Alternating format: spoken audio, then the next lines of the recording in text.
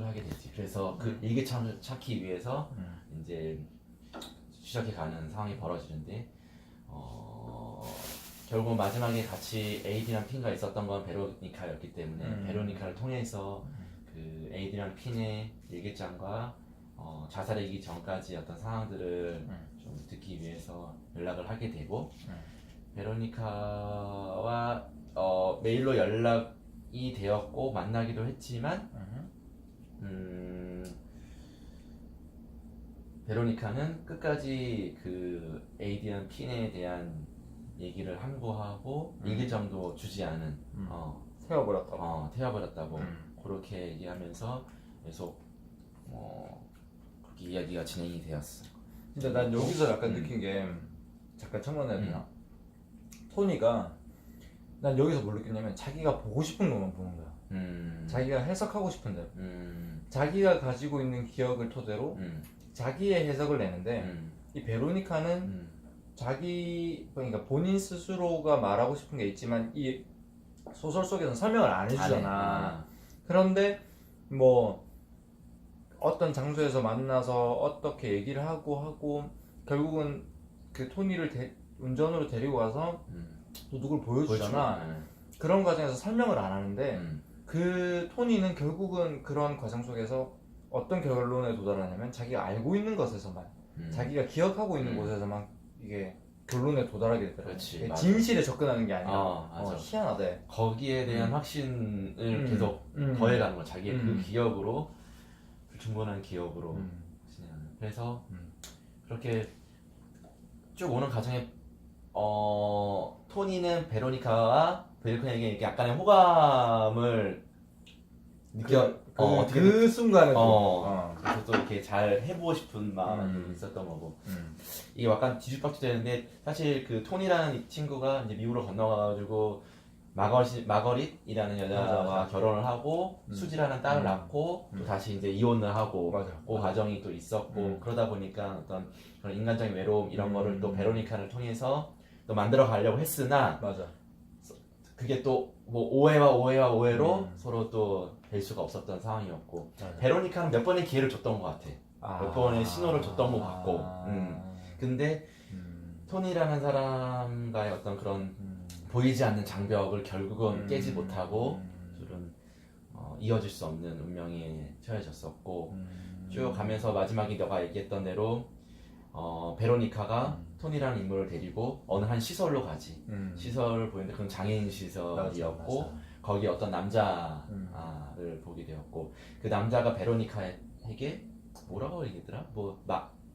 무슨 이름을 불렀었는데 메리 메리라고 부르는 모습을 보고서 나중에 이제 저 친구가 저 남자가 에이드리안 핀과 베로니카 사이에서 만들어진 아들이라고 확신을 하게 되지. 맞아.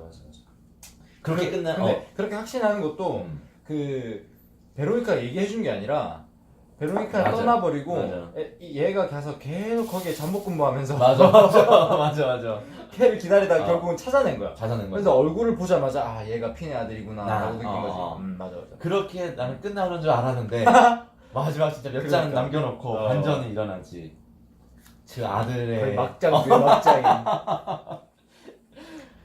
그 아들의 진실에 대해서 나오는데 결국은 그 아들은 베로니카가 어머니가 아니라 베로니카는 누나라고 불리는 사람이었고 실질적으로는 베로니카의 어머니였던 분과 에이드리안 핀의 아들이었던 거였어.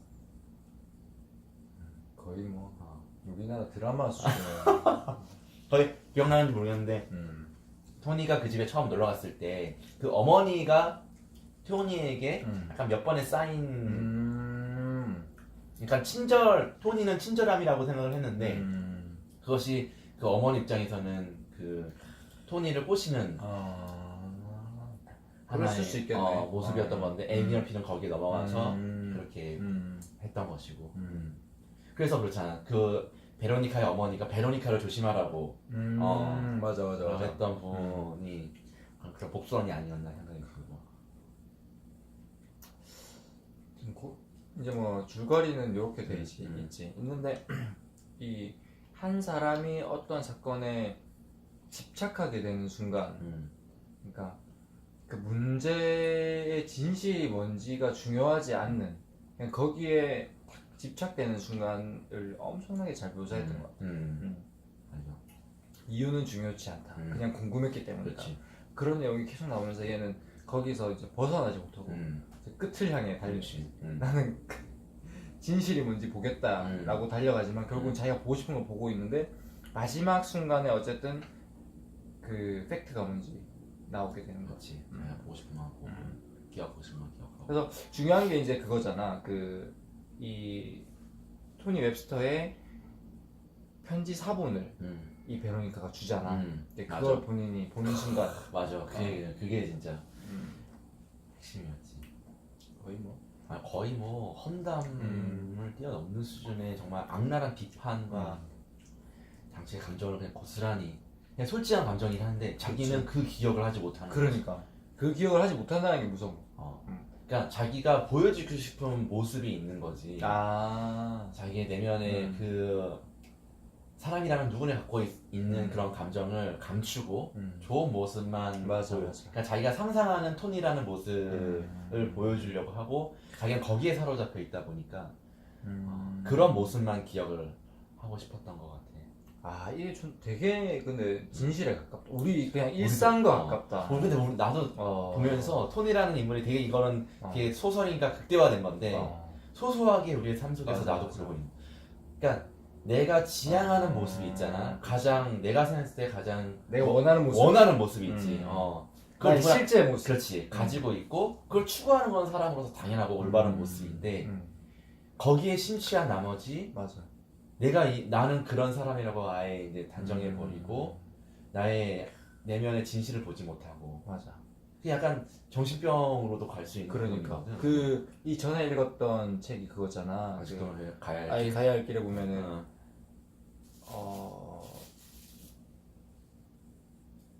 신경증이라는 게 두려움의 뭐였지? 기억이 안 난다. 노이로제 모르지 않나? 원인 나 생각난 게. 자기 피하려고 하는 거, 자기 두려움을 피하려고 하는 거. 부딪혀서 이겨내는 게 아니라. 그러니까 정확하게 현실을 인식하지 못하고 받아들이지 못하고 그 갭이 점점 커지는 거지. 그렇지. 그러니까 마찬가지로 지금 이런 현상이 이게 예를 들어 내가 원하는 것, 내 현실 이게 쫙 벌어지면 그 정신병이 될 수 있는 거지.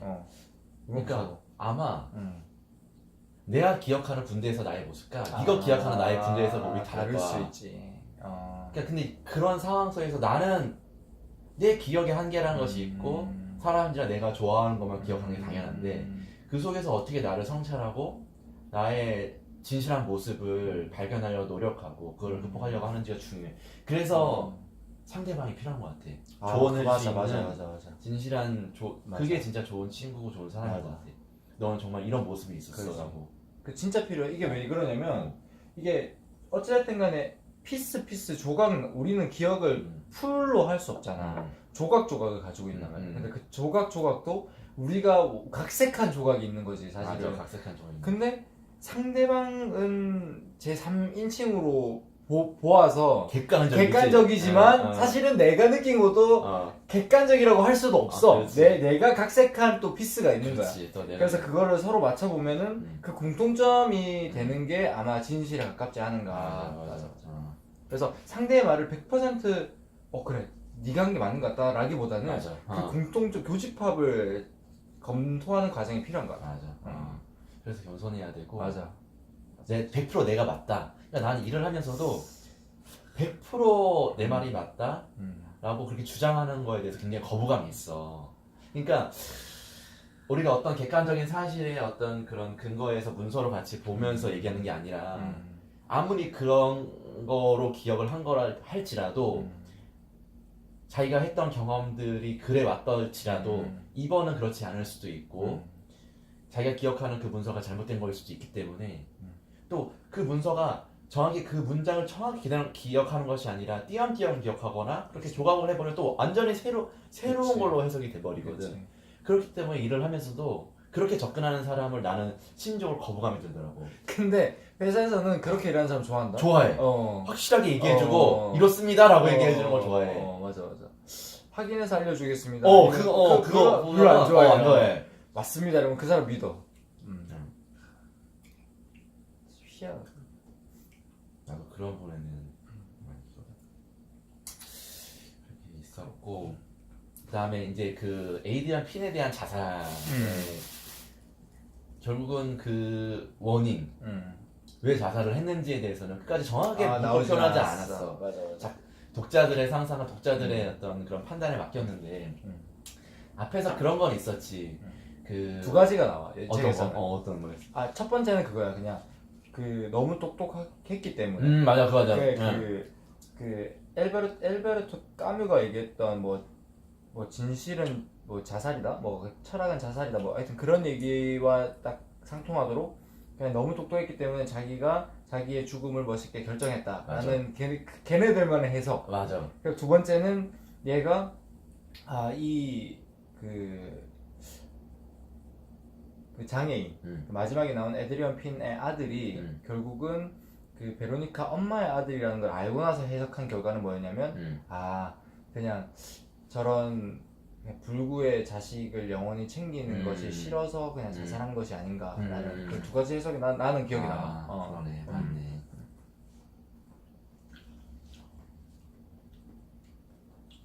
너는 어떤 게 더 근접하다고 생각해? 그리고 너가 만약에 첫 번째 우리는 똑똑하지 않으니까 그 경제는 할 수 없지만, 근데 두 번째 그 장애인 부모로서의 힘듦 때문에 자살했다는 것은 조금은 너무 좀 공감할 수 없는 부분이긴 하거든. 저는 그럼에도 불구하고 내 자식을 키우는 사람들도 많이 있고, 그리고 보통 도망가지. 그걸 그 엄청난 책임감이거든. 그거 자살을 한다는 거는 어떻게 보면은 도망가지 않고 내가 어쨌든 끝까지 이 친구를 케어하고 싶으나 그럴 나의 어떤 상황이라든지 회피는 아니다. 자살이라는 건. 그래, 너의 해석은 회피는 아니고 그거를 끝까지 책임지려는 마음의 발로일 수도 있다 라는 게 난 한 부분이고, 두 번째 해석은 철학적인 부분에서 앞에도 나왔지만 뒤에도 옮긴 이 뒤에도 나오는 에필로그에도 나오는데, 이 삶이라는 것은 태어나는 것은 시작은 누구도 결정할 수 없지만 자신이 결정할 수 없는 것이지만, 죽음이라는 것은 자기 스스로 결정할 수 있는 부분이다. 그것이 유일하게 사람이 가지고 있는 자유다. 그러니까 그 자유를 나는 마음껏 쓰고 싶다. 왜냐면 태어날 때는 내가 내 의지로 태어난 거 아니지. 그치. 근데 그냥 자연이 있다가 노화가 돼서 아니면 병에 걸려 죽게 되면 그것 또한 자기 자유 의지가 아닌 거야. 시작과 끝이 인간의 삶이라는 것은 또 여기서 나왔지만 삶은 우연의 연속이다 라는 말이 나왔지만, 내가 살아가면서 내 의지대로 살고 있는 것 같지만 사실은 만나는 사람, 내가 살아가는 인생에 풀려져 나가는 것들이 사실은 굉장히 우연의 과정을 통해서 결정되고 만들어지는 거거든. 내 의지로 되는 것이 아무것도 없어. 근데 자살이라는 것은 유일하게 내 의지로 할 수 있는 부분이라는 생각이 들어서 오히려 아까 말했던 그 후자보다는 내가 말했던 지금 전자의 이 자유의지에 의해서 에이드리언 핀은 결국은 자유롭고 싶어서 자살하지 않았는가라는 생각도 들더라고. 근데 이제 에이드리언 핀이 약간 두 가지가 약간 공존하는 것 같아. 그러니까 똑똑하게 묘사된 사람이잖아. 그렇지. 그러니까 자기가 한 행동, 뭐 자기가 한 행동의 결과, 모든 것의 어떤 결과가 낳는 파장들, 이런 것들을 다 본인 스스로 판단을 해왔을 때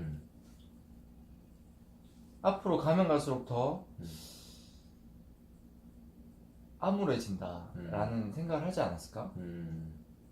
왜냐면 자기 여자친구가 있었는데 여자친구의 어머니와 잠자리를 하고 거기서 아들이 생겨버렸어. 그 얘기를 근데 그 사람이 또 캠브리지에서 총망받는 인재였어. 맞아.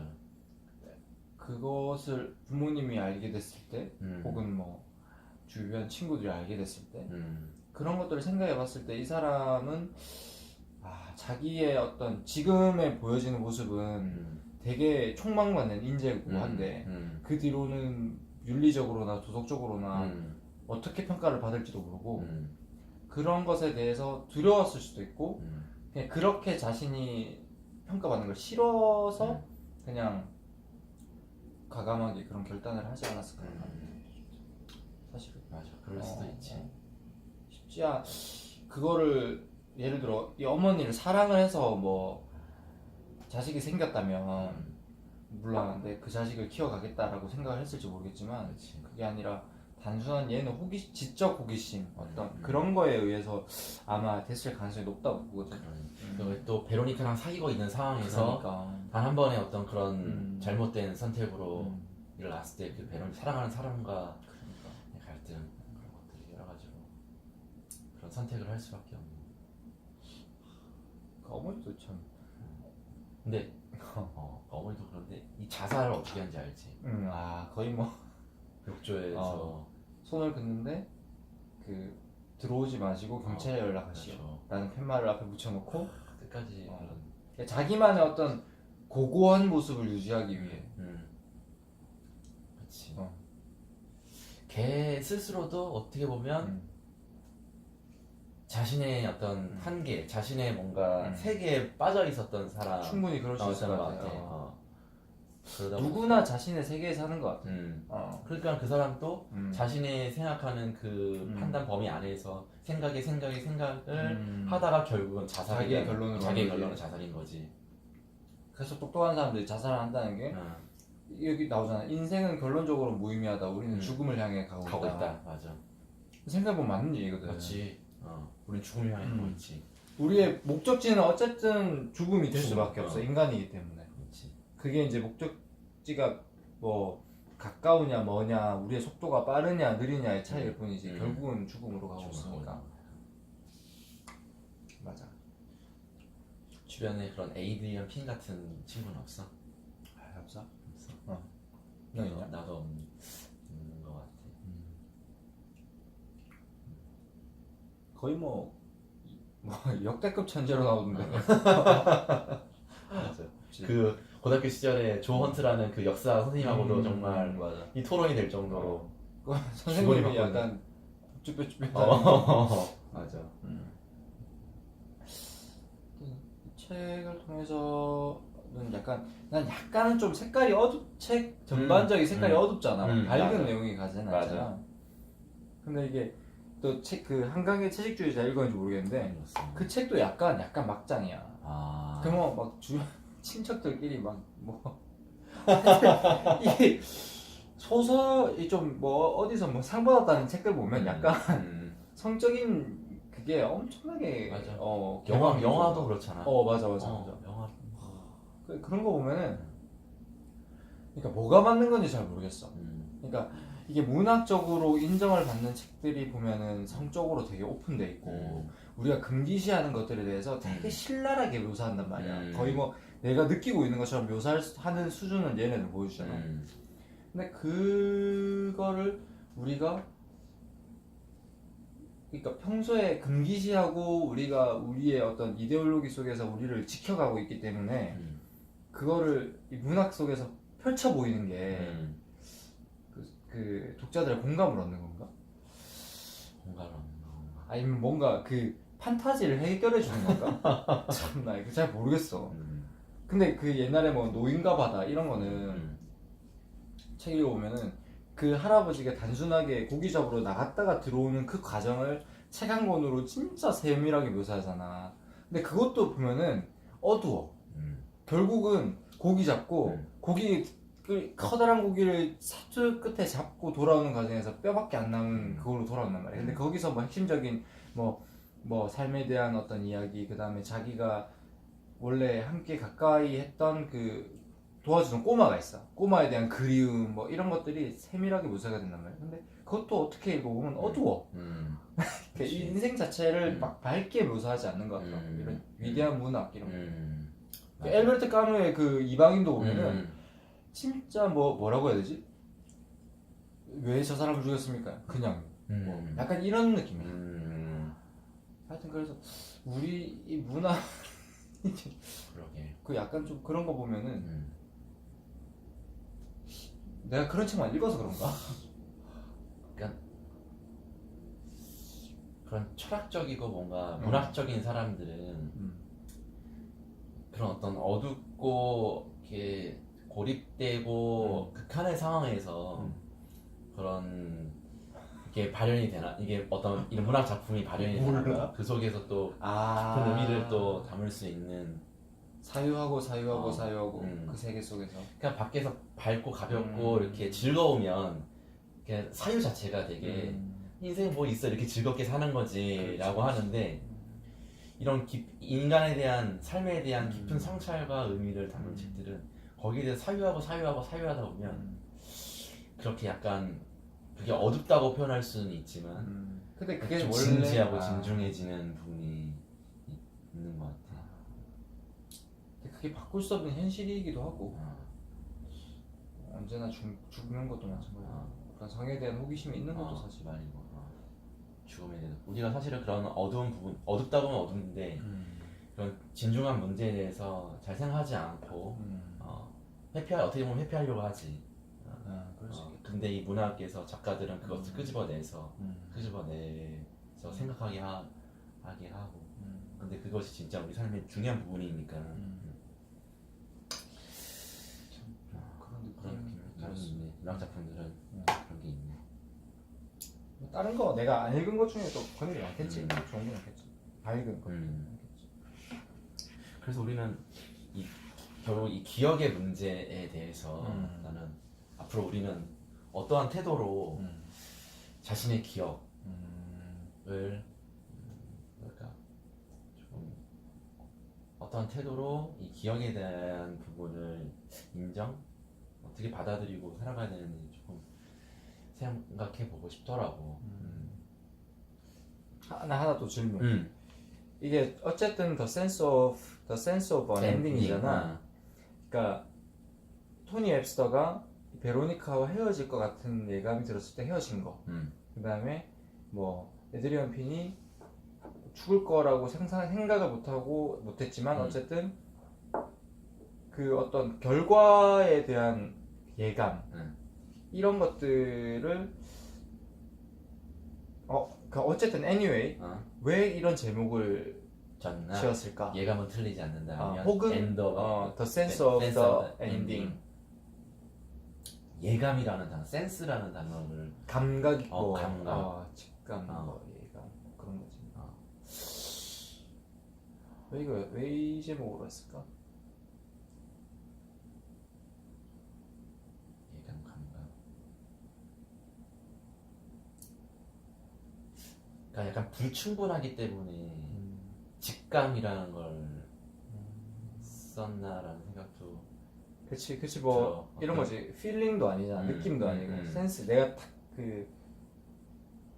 본능적으로 오감적으로 느꼈다는 거잖아. 그렇지.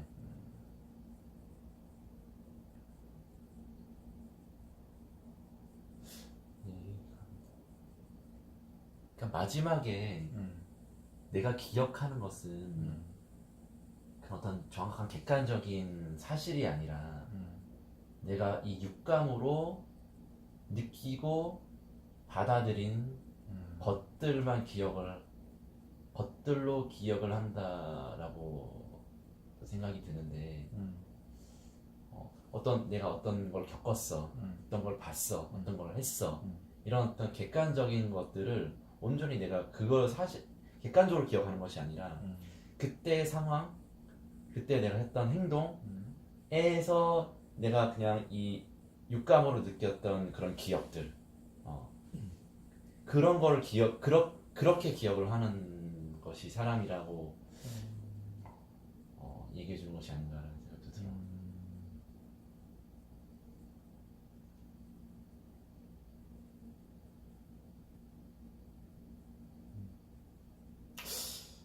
몰라. 난 이 책 그 어찌됐든 간에 이 한 사람의 인생이 들어가 있잖아. 토니 웹스터라는 중학 고등학교. 그다음 죽을 때까지는 아니지만 어쨌든 그 중년 그다음 노년까지 끝을 향해 쭉 가는 과정에서 이 사람이 생각의 방향성이 어쨌든 그러니까 결과에 대한 예감 그런 걸로 계속 본인의 행동에 동인이 되는. 그러니까 그렇지. 이건 왜 그랬지? 저건 왜 그랬지? 그러니까 그거를 추적하고 있는 어떤 어떻게 보면 무슨 경찰도 아니고 사설 탐정도 아닌데 그런 과정을 담는 제목이 아닌가. 그러니까 어떻게 보면은 자기 친구가 왜 죽었느냐에 대한 문제를 해결하는 과정이지만 해결하는 것도 아니지. 그냥 그 원인을 확인하고 싶어하는 그냥 자신 결론은 정해져 있고 그 결론을 결론을 확인하고 싶어하는 그러니까 그런 느낌. 그런 느낌이야. 본인은 이 톤이라는 사람은 자신의 예감은 틀리지 않았다는 것을 확신하고 있는데 결국은 마지막은 틀렸어. 그런 느낌. 근데 대부분 왜냐면 책 마지막 장 가기 전까지는 나는 어떤 느낌이냐면 예감은 진짜 틀리지 않는데? 약간 그런 느낌으로 책이 진행이 되다가 맞아. 마지막 몇 장에서 틀려. 틀려잖아. 맞아. 그러니까 그런 어떤 느낌. 그런 굉장히 반어법적인 제목이네. 약간 나는 그렇게 좀 생각을 했어. 그래서 실제로 뭐 혹시가 역시다. 우리도 뭐 그런 말들 있잖아. 살면서 뭔가 느낌이 안 좋으면 안 좋은 결과가 있고. 근데 그게 결국은 내가 만든 세상에 내 감각과 내 기억 속에서 그 결과를 내가 만들어내는 거지. 실제로 세상은 그 결과를 통하고 있지 않을 수도 있다라는 생각이 좀 들어. 무슨 말인지 알겠지? 그렇기 때문에 뭐 방법은 두 가지지. 내가 내 그 틀을 깨버리거나 벗어나오면 결과는 바꿀 수 있다. 내가 결과를 만드는 거다. 내 생각 속에서. 그런 느낌? 맞아. 완전 근데 거기에 묻혀있으면 사실 그걸 깨고 나오기 어렵다. 그렇지. 그러니까 베로니카와 토니와의 관계도 진전할 수 없었던 부분도 그런 토니의 그런 부분이 있었던 맞아. 거지. 뭐 계속 이 여자는 뭐 매력적이지만 결국은 만나서는 안 될 위험한 여자다라고 자기가 규정을 짓고 있잖아. 그러니까 몇 번의 신호를 보내고 기회를 줬지만 결국은 자기 안에 갇혀서. 그 이유가 그러니까 우리도 누구나 그럴 수 있지만 그게 너무 강해버리면 누군가 교감하기 어려워질 수 있겠다. 일반인이라도. 맞아. 이 예감이라는 것은 사람이 사실은 자기를 지키기 위해서 본능적으로 생긴 거라고 생각하거든. 근데 그것이 자신을 가둘 수 있고 자신의 한계가 될 수 있는 부분이 있다는 거지. 그것을 깨려면 결국 자기의 성찰이 필요한 거고. 아직도 가야 할게. 아직도 가야 할 길로 가야 돼. 그래서 아마 토니는 이 일련의 마지막의 사건을 겪으면서 그런 부분을 인정하고 깼을 거라고 마지막에 내려놓는 모습이 나오잖아. 그걸 결국 이 톤이라는 사람은 마지막에 죽기 뭐 언제 죽을지 모르지만 하여튼 그 노년이 되었을 때 느꼈을 텐데 우리는 어쨌든 좀 더 빨리 그런 것을 느끼고 나갔으면 좋겠고. 그러니까 그런 자신의 한계, 그 다음에 자신의 기억의 한계를 인정하는 삶의 태도가 필요한 것 같고 그게 겸손함으로 나타나고 또한 더불어서 타인에 대해서도 그런 부분을 인정해주고 당연히 잘못된 기억을 가질 수 있고 할 수 있다는 것을 관용할 수 있는 그런 태도가 필요한 것 같아. 이런 책들을 이렇게 책들을 읽다 보면 확실히 사람이 겸손해지고 겸허해져. 맞아. 난 완벽할 수 없고 당연히 실수가 있을 수 있고 나는 지금까지 책을 쭉 읽어오면 너랑 같이 읽으면서 그런 것들을 많이 배운 것 같아. 사람은 그럴 수 있구나. 겸손해야지. 그런 것들이 있어. 이제 한 2, 3분 남은 거 같은데. 얼마 안 남았는데 또. 참 이런 얘기 잠깐 하는데 1시간 지나. 그러니까 참 신기하지 않냐? 난 이게 인간의 조건과 자유에 대한 성찰도 한번 얘기해보고 싶었거든. 자유에 대한 성찰. 그러니까 이 인간의 아까 내가 초반에 얘기했던 인간에 대한 자유 결국은 자신의 자유의 극한을 보여준 건 자살이다라고 했던 부분에 대해서 에이드리언은 그런 자유, 인간의 자유를 극단적인 방법으로 저항했고 토니는 저항도 하지 않았고 그렇다고 거기에 순응하지도 않은 모습을 보이고 있었거든요. 근데 그 말도 공감이 되는 게 이게 개인의 자유는 타인의 자유와 상충하거든. 그렇기 때문에 온전한 자유를 원한다면 자살밖에 없지. 그렇지. 그러니까 이 사회를 살아가면서 그럴 수밖에 없지 않을까. 근데 자살이 그러면은 정당하다, 뭐 더 나아가서 올바르다, 그 사람의 개인의 판단에 맡길 수 있는 부분이라고 생각을 하는 거야. 자살해야 되는 것을. 그러니까 사회는 그러니까 사회나 국가나 어떤 그 민족을 케어하는 입장에서의 조직은 그것에 대해서 당연히 긍정적으로 바라볼 수 없지. 왜냐면은 그게 너무 당연하거나 너무 올바르다라는 인식이 퍼지면 그 국가의 존폐와 힘이 쇠락하는 방향으로 가잖아. 근데 개인의 입장에서는 충분히 나는 그걸 누구에 의해서 억압받거나 그럴 필요는 없다고 본다는 거지. 네 말대로 엄청난 용기가 필요하고 사실은 어렸을 때야 그거에 대한 사유할 수 있는 생각도 없고 뭐 그렇지만 어느 정도 진짜 철학적 생각도 하고 인생에 대해서 판단을 한 사람이 이게 인생의 회의를 느끼게 된다면 뭐 그런 결론을 도달한다는 것도 근데 도달하는 건 도달하는 건데 그걸 액션으로 하는 게 나는 어렵다고 봐. 되게 어렵지. 너무 무섭지 않냐? 무섭지. 그러니까 그런 너 그러면 인정을 해줘야 된다. 그런 선택을 마지막에 할 수밖에 없었던 것도 굉장히 어려운 선택이기 때문에. 그래. 그리고 그렇게 만들어 갈 수밖에 없었던 상황들의 분명히 원인을 다른 사람들에게 생기지 않도록 바꿔주는 게 이제 또 사회가 할 노력이고. 나는 반대로 자살하는 사람들도 굉장히 비관적이거든. 삶이 자기의 자유의지로 시작되지 않았기 때문에 끝도 그래서는 안 된다고 생각해. 오케이. 그러면 개인은 자유가 없는 것인가? 근데 살아보면 막 학창 시절이나 난 자유롭고 싶어. 내 마음 멋대로 하고 싶어. 근데 그것은 자유가 아니라 약간 방종?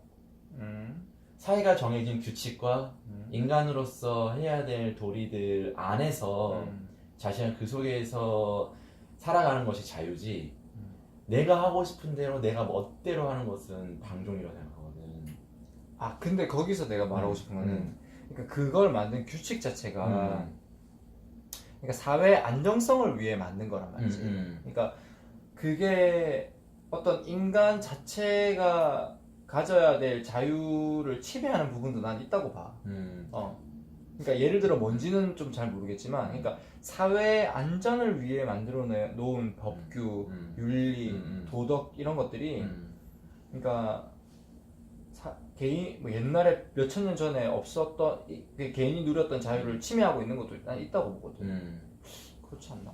그래서 그런 너 완대로 맞아. 그런 자살을 사회적인 관점에서 보면은 사회에 마이너스가 되고 손해가 되는 부분이 있기 때문에 그런 것을 막기 위해서 자살을 금기시하는 부분에 대해서는 인정을 하고 그런 거로 봤을 때는 그렇다고 할 수 그렇게 자살을 하는 것들은 그런 사회적인 규범을 깨고서 자신 자유의지를 표현하는 거긴 한데 그런 거를 그냥 떠나가지고 그냥 한 사람으로 봤을 때도 그것이 과연 자유라고 소위 자유라고 얘기하는 거의 결과물이라 볼 수 있는 거라는 의문이 생기거든.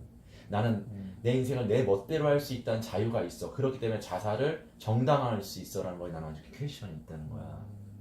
그걸 과연 자유로 볼 수 있는 거야. 그럼 뭐 그건 방종인가? 그거는 자기 기만, 인간에 대한 기만, 그렇게 할 수 있다는 것은 마치 내가 너를 죽일 수 있다는 것, 너무 비약을 하자면 그 정도의 기만, 내 자유로. 근데 그렇게 따지면 그런 힘을 나한테 주지 말았어야지. 어떤 힘? 내가 내 스스로 하느님이 주지 말았어야지. 아닌가? 그것도 아닌가? 그런 건 아닌 것 같아. 아. 내가 설명을 잘 못하겠지만. 그래서 나는 인간이란 건 태어날 때부터 음. 어떻게든 선택이 내 선택으로 태어난 것이 아니기 때문에 죽는 것 또한 그거 연속이 있다라고 생각을 하고 좀 더 고민을 해보고 싶은데 그냥 나의 예감은 그래.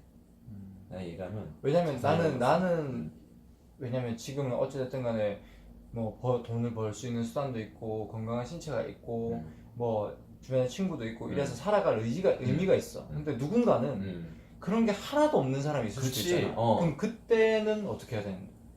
그때 이제 그때도 뭔가 거기서 의미를 찾아서 살아야 되나? 왜냐면 내가 자유의지로 받은 생명이 아니기 때문에. 그치. 받은 생명이 아니기 그 생명을 소중히 하면서 끝까지 살아가는 것이 나는 그것이 어떻게 보면 자유라고 생각하거든. 좀 어려운 말일 수 있고 서로 상반돼서 이해가 안 되는 부분일 수 있는데 그 상황 속에서 어쨌든 끝까지 살아가야 된다고 생각하거든. 나는 그 이유가 결국은 내가 그냥 어쨌든 부여받은 생명이기 때문에 이런 부분에 대해서 좀 더 관련된 책을 읽고 싶네. 나는 그냥 그런 그런 생각을 해왔고 그렇기 때문에 자살에 대해서는 그것을 자유의지라고 얘기했을 때는 공감할 수 없더라고. 그리고 뭐 예를 들어 지금 만들어진 룰이나 법규들도 예를 들어 내가 너 정말 똑똑해 천재야 근데 그런 것들이 다 모순되고 다 뭐 더 멍청한 사람들이 만들어 놓은 것 같은 거야. 그렇지, 그럴 수 있지. 그렇다면 그것에 억압돼서 살아가야 되는 거야. 따라가고 해야 되냐. 그런 생각이 들 수도 있지. 그렇지. 예를 들어 너무 천재다. 더 이상의 삶에 의미가 없다. 그럴 수도 있지 않아.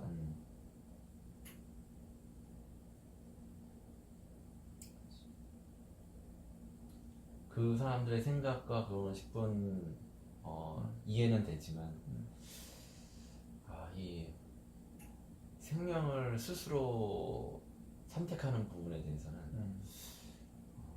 조금 더 깊이 고민해봐야 되지 않나. 그게 단순히 내가 말했던 사회적인 그런 자살을 금기하고 어떤 사회 자체를 유지하기 위한 그게 아니더라도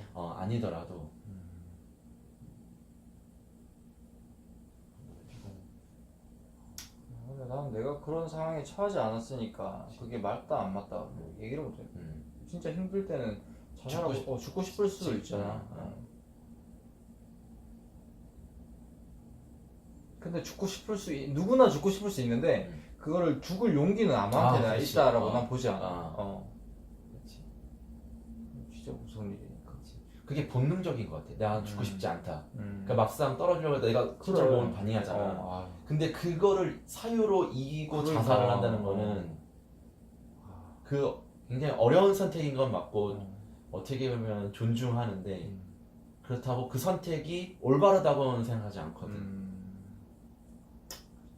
올바르진 않지. 그렇지. 올바르진 않지. 다르다 아니다 해서 올바르다라고 얘기는 하는 없는데 인정은 해줄 수 있지 않냐. 그 부분에는 나도 인정할 수 있지. 그런 개념. 힘들고 그 선택을 할 수밖에 없었던. 근데 그렇게 하지 않을 수 있는 사회를 만드는 게 더 중요한 것 같아. 맞아. 그래서 사실 우리가 나도 사실 이것도 기만이지. 네가 말했던 정말 극한의 상황, 진짜 돈 한 푼 없어서 잠깐 뭐 할 수 있는 게 아무것도 없는 상황에서 자살밖에 선택할 수 없는 어떤 그 심정을 그거는 알아? 잘못됐다고 얘기하는 건 나도 자체도 기만이지. 어떻게 알아? 내 그 상황을 처해있지 않았습니다. 그리고 지금 생각해봤는데 이게 본인의 어려움은 너무 상대적인 것 같아. 내가 하층이든 중층이든 상류든 거기서 누구나 힘들 수 있는 것 같아. 갑자기 이 얘기를 듣다 생각났는데 누구나 힘들 수 있고 누구나 그 힘듦 때문에 자살을 선택할 수 있을 것 같아. 맞아. 너가 또 얘기하는데 만약에 내가 마음이 되게 심리가 강하고 어떠한 상황에서 다 극복할 수 있는 게 있다면 지금 똑같은 상황에서 너 이겨낼 수 있었을 거야. 그러니까 우리는 그런 사회를 만들고 그런 사회를 만드는 그게 우리가 추구해야 될 방향인 것 같아. 왜냐면 거기서 딱 그냥 인생의 플러그를 뽑아버리면 다시는 돌아올 수 없잖아. 맞아. 충분히 그거를 조정하고 바꿀 수 있는 방법이 있을 수도 있는데 그치. 그렇게 생각을 하면 더 건강한 생각인 것 같아. 맞아. 그래서 사회 안전망이라는 게 필요하고 음. 사회복지라는 게 필요한 게 맞아. 최소한의 그런 살아갈 힘, 요만한 불씨라도 남겨주는 맞아. 게 필요해서 그래서 서로 나누고 그렇게 살아가야 되는 것 같아. 그 생각의 방향을 그렇게 계속 스스로 바꾸는 게 더 중요해. 그렇게 할 수 있는 사회를 만드는 게 맞아. 그런 건강한 사회를 만드는 그게 더 중요한 것 것 같아. 근데 그렇게 하려면 뭐 희망이 있어야지. 첫 번째 희망이 있어야 되고 뭐 비관해서 포기하지 않도록 해야 되고 또 서로가 이해할 수 있는 개인주의적인 게 아니라 맞아. 그런 공동체적인 느낌이 또 있어야 될 것 같아. 또 그래서 너 말한 대로 그런 사회 재간적인 그런 게 제도적으로나 여러 가지 있어야 되고 또 교육. 맞아. 결국은 그 사람이 그런 마음을 갖고 이겨내려는 힘은 사실은 교육인 것 같거든. 맞아. 스스로 깨치게는 한계가 있기 때문에 지속적인 교육 그런 것들이 필요하고. 진짜 어디 가서는 내가 60살 됐어. 집에 먹고 살 돈이 없어. 어디 가서는 일할 수 있는 기회를 줘야 돼. 맞아. 국가는 줘야 돼. 그렇게 해서 뭐 손주한테 용돈을 줄 수 있는 기쁨을 느끼게 해줄 수 있든지 뭐 어떤 그런 삶의 어떤 희망을 줘야지. 진짜 진짜 그런 것 같다. 그리고 뭐 우린 중산층이야. 중산층이면 뭐 죽기 전에 집 한 채 살 정도의 희망은 줘야지. 맞아. 뭐 기업인이다. 그러면은 뭐 재밌게 기업 활동할 수 있는 그런 기회를 줘야지. 그렇지.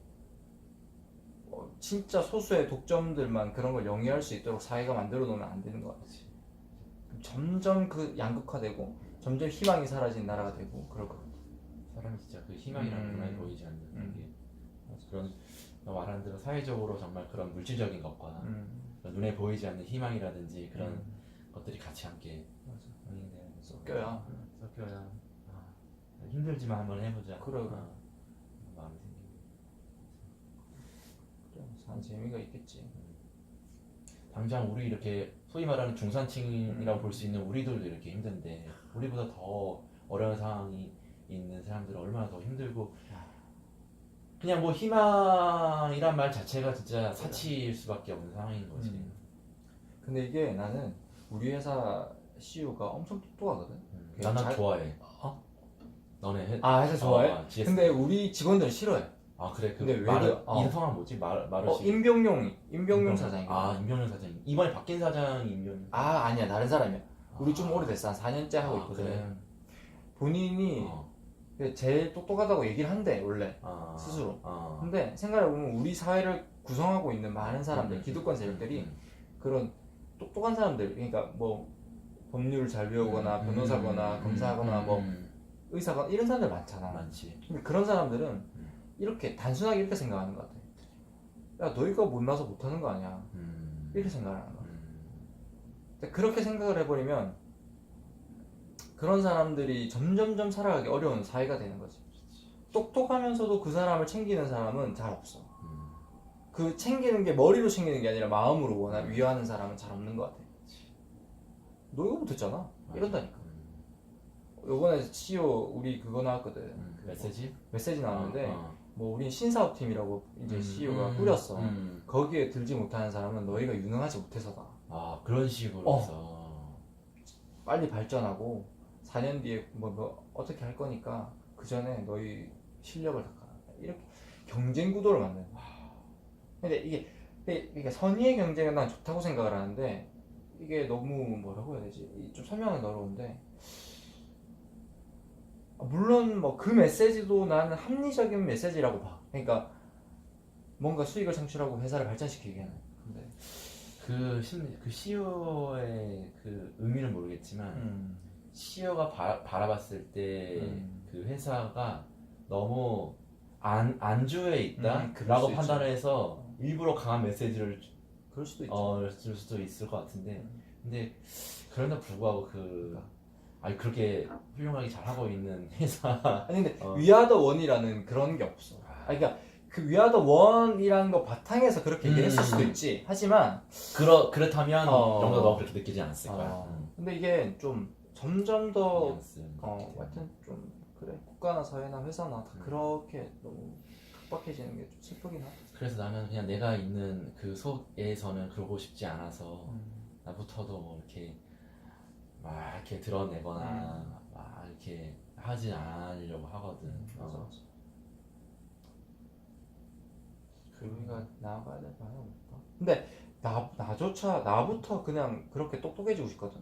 그렇게 똑똑하고 이게 소위 말하는 우리나라에서 똑똑한 사람들이 되고 그러면서 진짜 힘들고 어려운 사람들을 케어할 수 있는 마음을 가지고 싶은데 그게 두 개가 양립하기가 어려운 것 같아.